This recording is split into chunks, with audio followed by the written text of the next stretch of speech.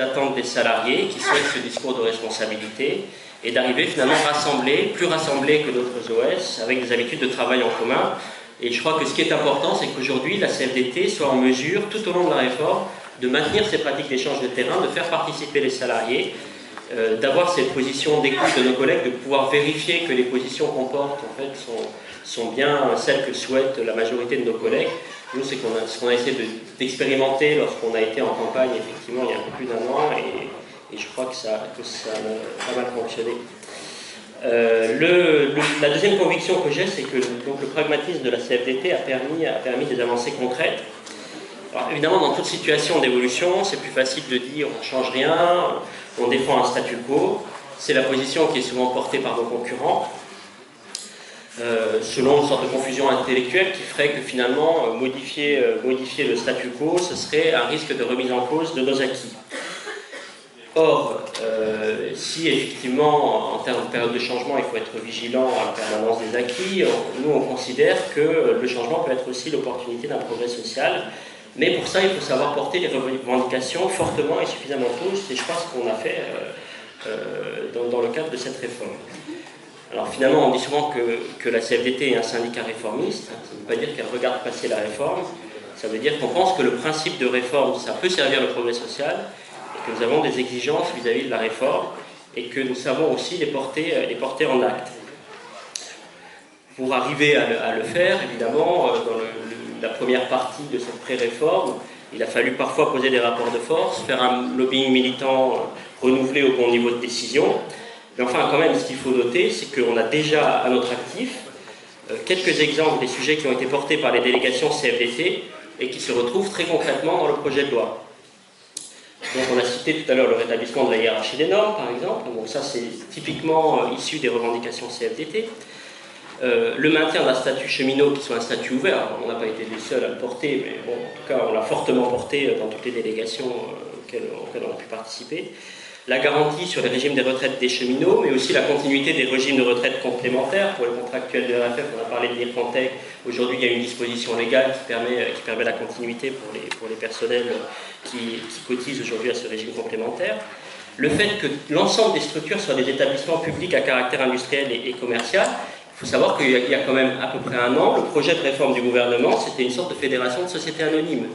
Et je pense que c'est quand même parce que la CFDT, depuis les premières positions communes que j'évoquais, a pu revendiquer le fait que l'ensemble des structures issues de la réforme soient des établissements publics, qu'on en est aussi aujourd'hui à cette position de sortie. On a également porté, notamment auprès du gouvernement, la continuité des accords d'entreprise pour une durée indéterminée qui permettent de négocier le cadre contractuel de haut niveau. C'est anciennement l'article 13 du projet de loi.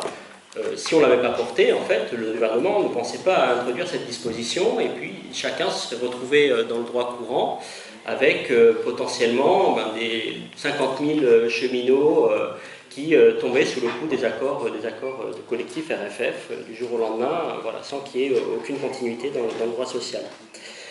Donc ça, c'est la préservation des acquis, et ce sont finalement les actions CFDT qui ont permis d'y arriver.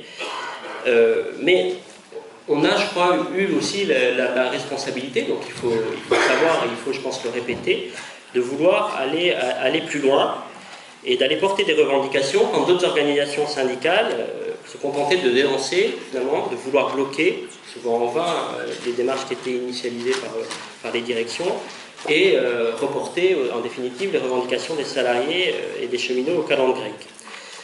Nous avons eu deux exigences dans le cadre de ces avancées. C'est d'abord, première exigence, que la réforme doit se faire avec les salariés du futur groupe. Ce qui veut dire qu'il faut leur donner de la visibilité aux salariés. Il faut leur donner voix au chapitre au moment où la réforme se préfigure.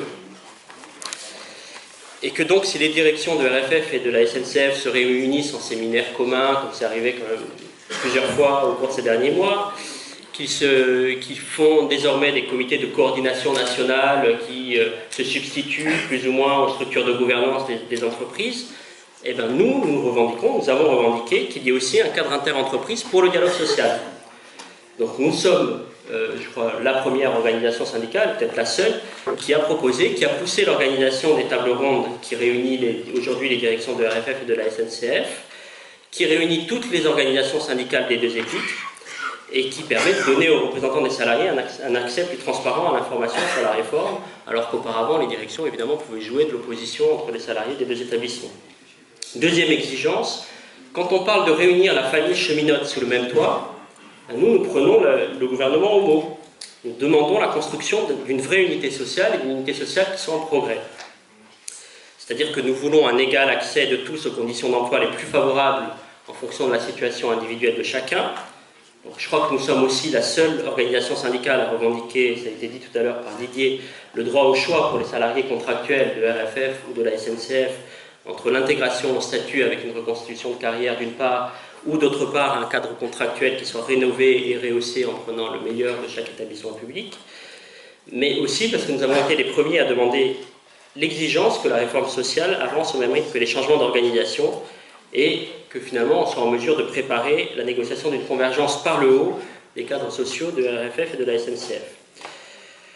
Alors, malgré les réticences de certaines organisations syndicales, c'est ce qui a été dit également, ça prend forme puisqu'on a de premières réunions qui vont se tenir en décembre. On va commencer la pré-négociation sur cette convergence des cadres sociaux. Et nous, on est déterminés, je crois, à porter tous les sujets, y compris, si nécessaire, celui des alignements salariaux dans le cas de certains métiers, de certains secteurs. En tout cas, c'est un point qu'on a ouvert lors de la dernière table ronde interentreprise. Et la troisième conviction que je voulais vous faire partager, c'est le rôle crucial qu'aura la négociation collective dans la réforme aux différents niveaux. Finalement, nous, CFDT, nous considérons que la question des salariés de RFF et des contractuels de la SNCF peut être une sorte de tête de pont pour les attendus de la réforme en matière de progrès social. Notamment proposer le futur pacte, enfin, certains fondamentaux du pacte social du groupe public, et peut-être ultérieurement sur certains sujets, parce que tous ne s'y prêtent pas, de la Convention collective nationale. Alors, la taille modeste de RFF fait qu'il a été, comme le roseau de la fable, finalement, plus sensible au vent de la réforme que le grand chêne SNCF, et donc plus tôt.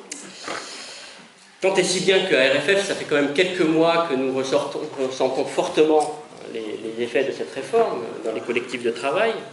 Nous avons fait assez rapidement, enfin c'était déjà le cas il y a plus d'un an quand on était en campagne électorale, nous aussi, le diagnostic selon lequel les directions veulent avancer sans attendre, font la réforme des structures avant la réforme institutionnelle, l'assument, voire font même la réforme des structures peut-être sans la réforme institutionnelle, c'est-à-dire qu'il n'est pas dit que si la réforme légale n'intervient pas, ça dérange outre mesure nos directions. Par contre, le fait qu'ils avancent de cette façon en marche forcée, ça a des conséquences évidemment sur les collectifs de travail, sur les salariés, qui se demandent où ils seront demain, comment leur métier va évoluer, est-ce que leur attachement géographique va changer. Donc, nous avons pris le parti, en tant qu'organisation syndicale d'engagement, comme ça a été dit ce matin, de poser des filets de protection. Et on a commencé à le faire par la négociation collective.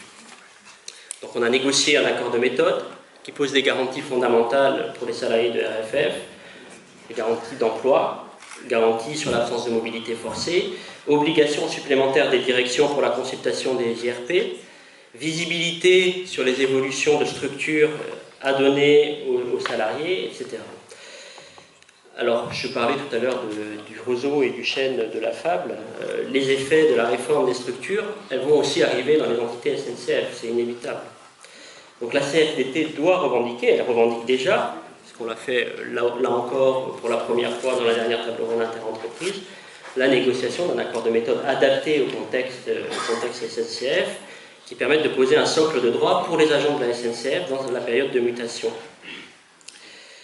Et puis au-delà des garanties qui sont posées aujourd'hui pour gérer la transition, la négociation collective elle est évidemment cruciale pour construire le cadre social de haut niveau à terme. Alors, à RFF, on avait également réalisé il y a un peu plus d'un an une étude de comparaison des cadres sociaux RFF et SNCF, ce qui nous a permis de former un cahier de revendications, un socle de garantie.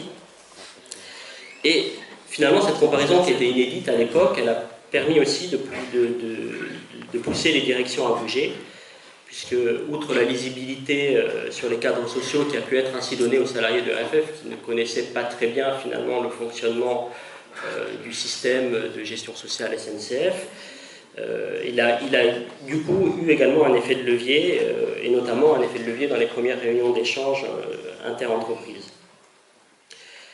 Nous continuons à avoir la conviction, effectivement, que sur certains sujets, on peut poser des garanties qui peuvent servir d'exemple à la négociation de la CCN, selon des opportunités à saisir et en favorisant certains effets d'extension. Je pense que l'exemple le plus caractéristique, c'est sans doute celui de la mutuelle et de la prévoyance.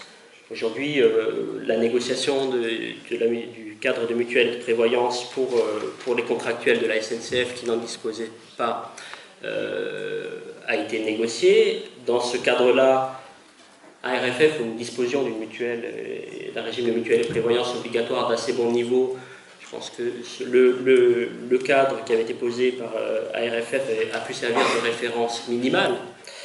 Maintenant, il s'agit de pouvoir élargir effectivement ce cadre à l'ensemble des statuts des personnes qui sont au cadre permanent, et peut-être dans un deuxième temps, on l'a évoqué également tout à l'heure, à la branche. En conclusion, je voulais juste dire que notre capacité à avancer, à faire avancer, a permis de poser déjà aujourd'hui des jalons du progrès social à la faveur de la réforme, même si beaucoup de choses restent évidemment à construire.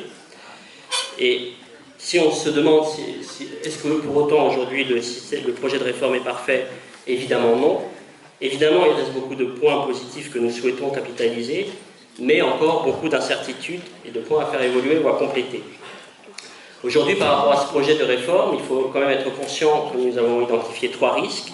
Le premier risque, ce serait que la réforme ne se fasse pas du tout, et que donc la réforme soit subie d'après le 4e paquet, je crois que ça a été bien évoqué ce matin, et dans une conjoncture politique qui soit moins favorable.